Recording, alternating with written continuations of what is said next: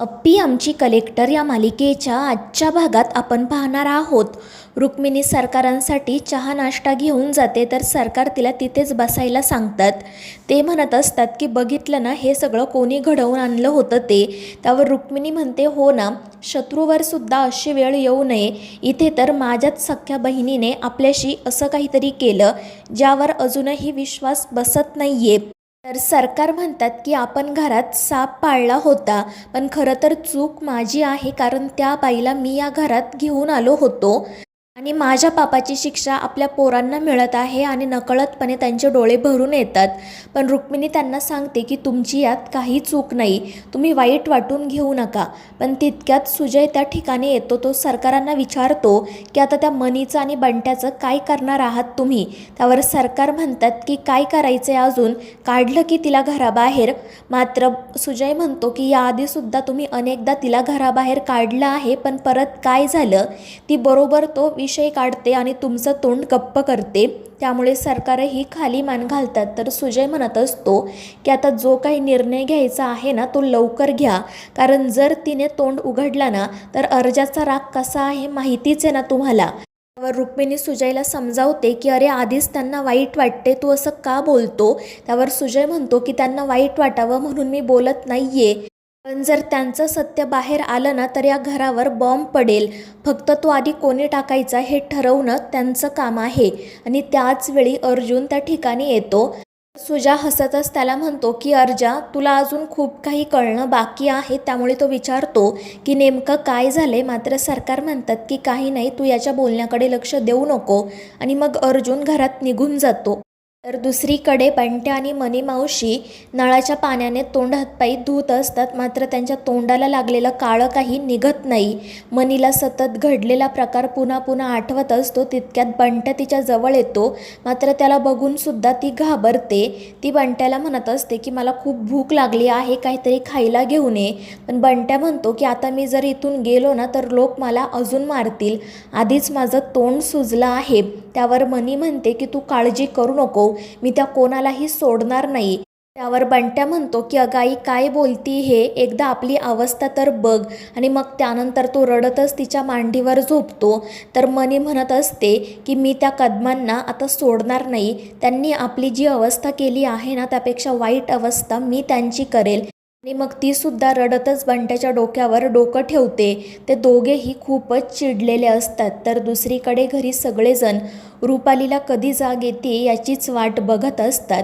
सगळेच जण काळजीत असतात.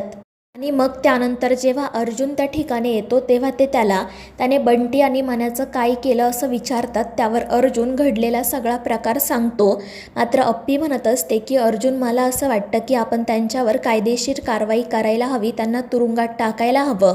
पण अर्जुन म्हणतो की त्याने काही उपयोग होणार नाही. याआधीसुद्धा मी त्या बंट्याला अनेकदा तुरुंगात टाकलं आहे, पण तो पुन्हा सुटून बाहेर आलाच ना.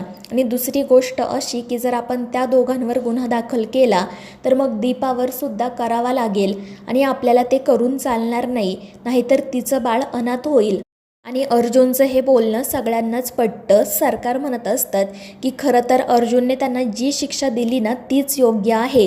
पण तेवढ्यात अर्जुन म्हणतो की त्यांना तर शिक्षा मिळाली, पण सरकार तुमचं काय.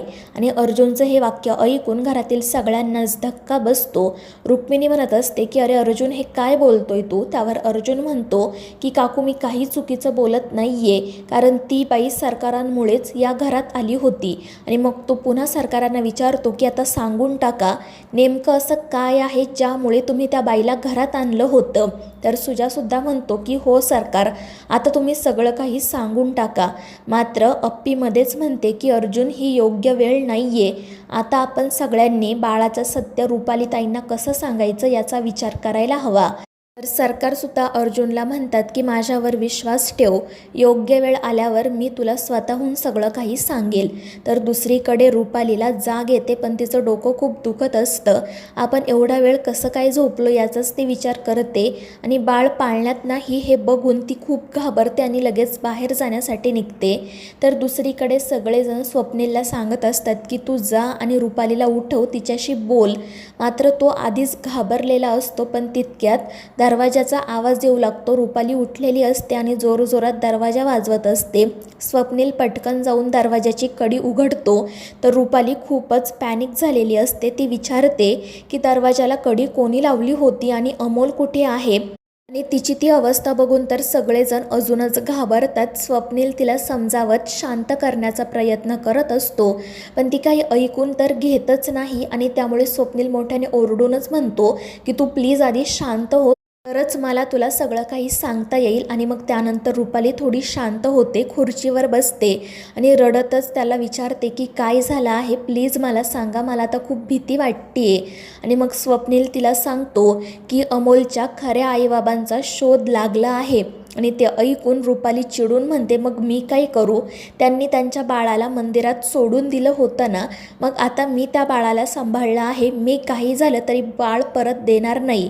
आणि ते ऐकून अप्पी अर्जुन घाबरतात. तर स्वप्नील म्हणत असतो की त्यांनी बाळाला टाकून दिलं नव्हतं, दुसऱ्याच कोणीतरी बाळाला तिथे ठेवलं होतं तुला मिळावं म्हणून. मात्र रुपाली काही ऐकून घ्यायला तयारच नसते. ती म्हणत असते की ते बाळ माझं आहे आणि मी त्याला माझ्यापासून कधीच दूर करणार नाही. त्यावेळी घरातील सगळेच जण तिला म्हणतात की तू प्लीज आधी शांतपणे स्वप्नील जे काही सांगतोय ते ऐकून घे. त्यामुळे ती म्हणते की ठीक आहे, बोला. आणि मग त्यानंतर स्वप्नील तिला सांगतो की अमोलचे खरे आईबाबा अपर्णा आणि अर्जुन आहेत. आणि ते ऐकून तर रुपालीला मोठा धक्का बसतो. ती ही गोष्ट मान्य करायला तयारच होत नाही. ती म्हणत असते की हे काय बोलताय तुम्ही, अपर्णा आणि अर्जुनचं बाळ तर आपल्या डोळ्यांसमोर गेलं ना, मग अमोल त्यांचा कसा काय असू शकतो, तुम्ही खोटं बोलताय. त्यावेळी अप्पी तिला समजवण्याचा प्रयत्न करते, पण रुपाली तिला तर काही बोलूच देत नाही. ती म्हणत असते की मला माहिती आहे तुझी आधीपासूनच माझ्या बाळावर नजर होती. आणि ते ऐकून घरातील सगळेच काळजीत पडतात. मात्र त्यावेळी सुजा मध्येच म्हणतो की खरं तर तुम्ही वहिनींना असं सांगायलाच नको होतं, आता त्या कशावरही विश्वास ठेवणार नाही. आणि मग तो रुपालीला हे सुद्धा सांगतो की दादाने तुम्हाला झोपेची गोळी दिली होती. त्यामुळे रुपाली अजून चिडते. ती स्वप्नीलचं सुद्धा काही ऐकून घ्यायला तयार नसते. मात्र शेवटी कसेबसे सगळेजण तिला समजवतात, शांत करतात. आणि मग त्यानंतर स्वप्नील तिला रात्रीपासून काय काय घडलं ते सगळं काही सांगतो. मनी आणि बंट्याने अप्पी आणि अर्जुनचं बाळ बदललं आणि त्या जागी एक दुसरंच बाळ आणून ठेवलं. इथपासून ते मंदिरात जो काही प्रकार घडलेला असतो तिथपर्यंत तो तिला सगळं काही सांगतो. पण रुपाली ते मान्य करायला तयारच होत नाही. अप्पी आणि अर्जुन तिला सांगत असतात की आमच्याकडे बाळाचे DNA रिपोर्टही आहेत, पण रुपाली ते सुद्धा मान्य करत नाही. ती सगळ्यांना सांगते की मी माझ्या अमोलला माझ्यापासून दूर करणार नाही. आणि ती सरळ अप्पी अर्जुनच्या रूममध्ये जाते, दरवाजा बंद करून घेते. घडलेल्या प्रकारामुळे सगळेच घाबरतात. स्वप्नील तर अजूनच पॅनिक होतो, पण अप्पी अर्जुन त्याला सांगतात की सर तुम्ही प्लीज रुपाली ताईंसोबत बोला, त्यांना समजवा, तुम्ही खचून जाऊ नका. दुसरीकडे रुपाली बाळाजवळ बसलेली असते. ती रडतच बाळाला म्हणत असते की मी तुझी आई आहे ना रे, पण मग सगळे लोक असं का म्हणत आहेत की तू अपर्णाचं बाळ आहे, मी तुला सांभाळण्यात कुठे कमी पडले का, जर तू माझ्यावर रागवला असशील तर तू ओरड, दंगा घाल, मी तुझे सगळे हट्ट पूर्ण करेल, पण मला सोडून जाऊ नको. तितक्यात स्वप्नील तिथे येत तिला दरवाजा उघडायला सांगतो, पण रुपाली काही दरवाजा उघडत नाही. तर सुजय म्हणत असतो की वहिनींनी बाळाला काही केलं तर, त्यामुळे सगळेच घाबरतात. तर मित्रांनो, या मालिकेच्या पुढील भागांच्या अपडेट्ससाठी आपल्या चॅनेलला सबस्क्राईब करा.